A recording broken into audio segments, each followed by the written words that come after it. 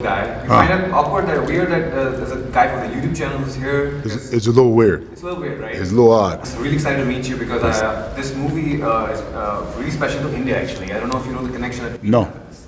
What is So the remake of the original was actually made in India in the 1970s. And it ran for 5 years.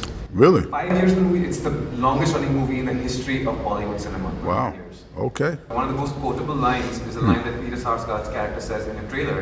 He says how many men were there. And the literal translation in Hindi, that's the most quoted line in entire cinema. Wow.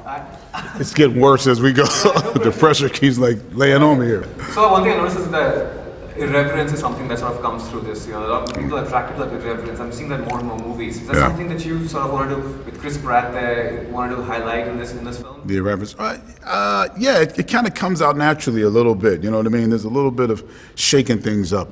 I think that's what's happening right now. I've had a lot of stunt people working. We actually did work with stuntmen. You had a lot of injuries on set and stuff like that? We had a few.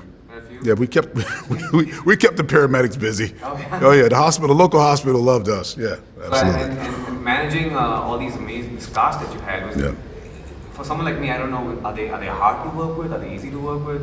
Or is it just like they're professionals, they know what they're doing and you don't have to do much? No, they're professionals. They know what they're doing. You have good days, you have bad days. Okay. Yeah. So that's a very diplomatic answer. They like that.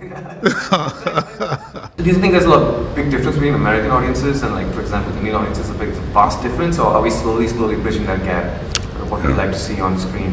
I think the gap is being bridged by the computer, the YouTube, you know, the world is getting smaller.